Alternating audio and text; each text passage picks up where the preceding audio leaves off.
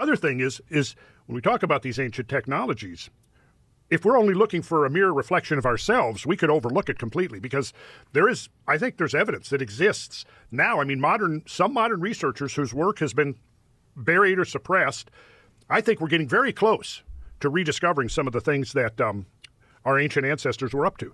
And maybe this would be worth a whole show in itself. We could dive into this, and I don't want to get into that today. But what kind of technologies are you talking about? Well, I shouldn't really get into that. Get into it. Get into Come it, on. Randall. We got to get into it. Okay, well... We've opened the door, sir. Okay. Well, so there's a group of people who are basically going to open source a whole lot of stuff in the next 3 months so it can never get suppressed again. And that's why I'd like to come back and talk in more detail. Well, I'd love to have you come back and talk about it, but we got to talk about it a little bit now. Okay. Well, there's a laboratory right now in the Maldives that's been building prototypes using these technological principles, which are based on implosion rather than explosion. And the inspiration for this... Tesla's ideas are part of it, I think you mentioned. Tesla's ideas are very much a part of it. Yes, Tesla's ideas are very much a part of it. The key thing is we're looking at technologies that are not the same as ours. Yes. And that's Yes, partly that's the why point. archaeologists can't see them, because they're looking for us in the past, and they're not open to the possibility that there are whole other kinds of technology that could be used. Right. I always go back to the ancient Egyptian traditions that speak of priests chanting as these huge blocks were lifted into the air. Were they using some kind of sound effect, some kind of use of sound that was able to manipulate matter? We know that sound can manipulate matter, as a matter of fact, but they're lifting these blocks. Again and again, it appears in ancient Egyptian traditions. The notion that we could lift huge blocks with sound seems absurd to archaeologists, and yet it's there in the traditions of the Egyptologists. And what Randall's talking about now is people who are working on a whole alternative path of technology. And maybe that's a rediscovery of the kind of technologies that were used by a lost civilization. This is the work of Nikola Tesla. And here's the basic idea, as I think I understand it at this point. Resonance frequencies. Everything vibrates. Have you ever, like if we had an electric razor, we plugged it in, turned it on, set it on this table, it's going to move around, isn't it? You ever seen that? Yeah. That's the beginning of the concept because it's vibrating. Everything vibrates at a frequency, and if you know that frequency, you can control things. And I think that's the basic idea of what we're looking at here.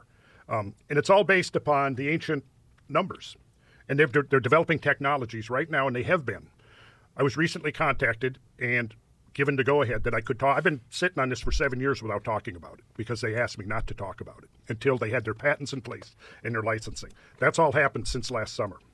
So we're now free to talk about it. What is all this? Well, this is the model, and this is diagramming all the frequencies of the elements and what their vibrational frequencies are and the numbers that measure those frequencies.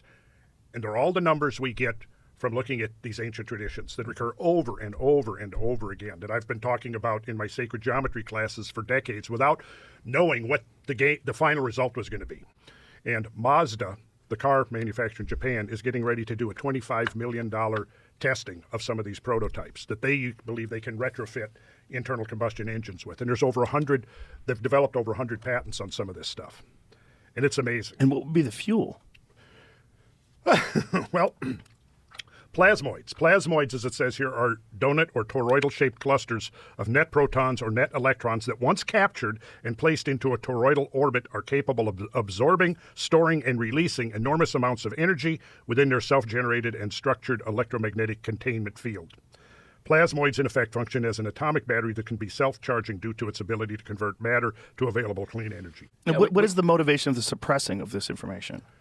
I think in case of Tesla, wasn't it military, the fear of military applications? I also think that, there are huge corporations that have very large investments in a particular path of technology, which is ours. Right. And for somebody to come up with a whole new path of technology, it's very threatening to them.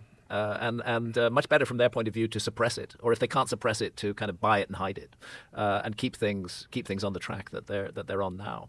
I would say that's the motive.